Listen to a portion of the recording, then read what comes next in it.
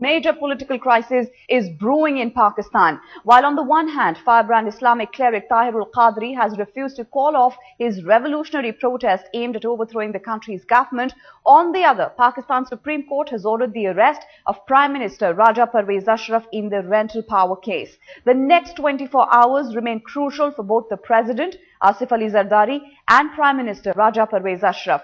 The clock is ticking away for the Pakistan Prime Minister after the Supreme Court on Tuesday ordered his arrest within 24 hours, while rumour mills are abuzz that President Zardari is going to flee Pakistan.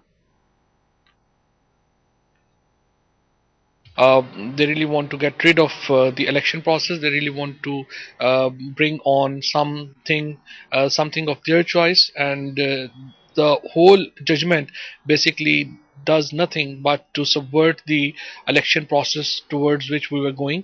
We were just 2 months away from elections. Assembly was going to complete its tenure in 2 months, but unfortunate decision has in fact shaken the whole democratic system of Pakistan.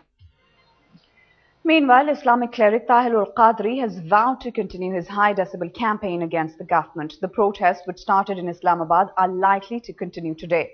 On Tuesday, Qadri laid the siege on Islamabad, demanding the dissolution of the country's parliament and provincial assemblies. The protests saw clashes between the demonstrators and the police. During his speech, Qadri asked the government to resign and called on his followers to stay on the streets of the capital until their demands were met. Supreme Court has remained. Now only two institutions are there in Pakistan who are functioning and performing their duties to fulfill the needs of the people.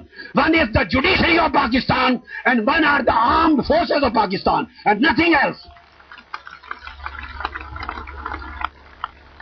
Now tell me, where should the people go?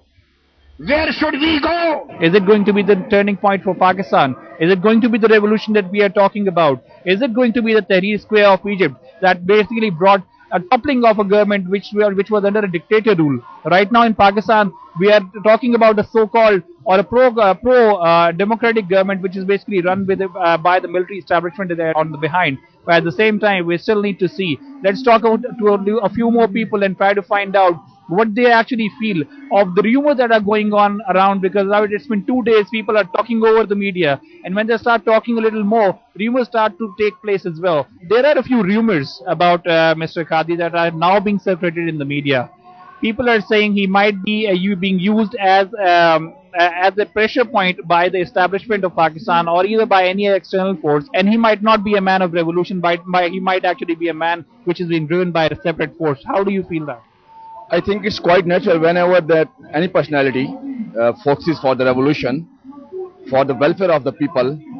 Definitely the people who works under the table, the people who are living means only for their mean actions, definitely they force, because whenever there is truth, definitely there will be force against truth.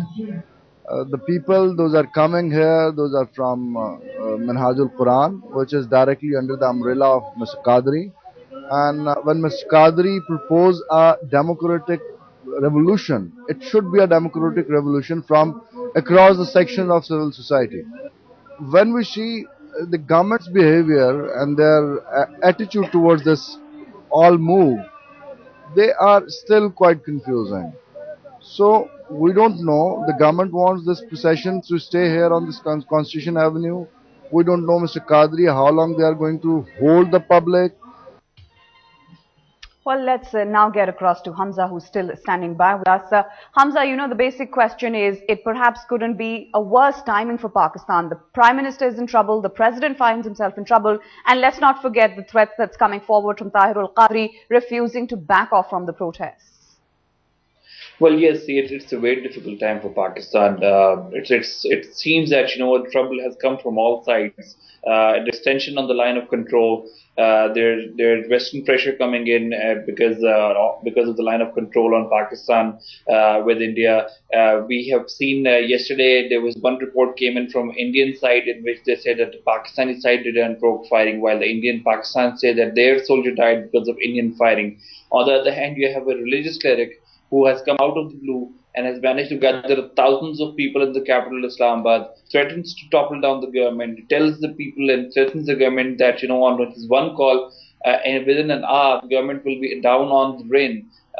This is how strong he feels, and this is how strong he has been, Dr. Tahir-ul-Qadri. And on the other hand, you have a Supreme Court judgment coming out as well against the Prime Minister of Pakistan. I think it is all a conjointed effort to make sure that the elections are not only delayed, this whole process of caretaker government is taken over as soon as possible. Not to forget, Dr. Qadri is being used as a proxy by the Pakistani establishment, and also some people are now starting to think that there is a hand of Pervez Musharraf at the back as well, because he's supportive of Mr. Qadri. And if that so happens, then we might see another dictator rule coming into power, keeping it in an umbrella and a showcase of Supreme Court constitution, and also led by some so-called democratic government, which will basically be directed by this dictatorship at the back.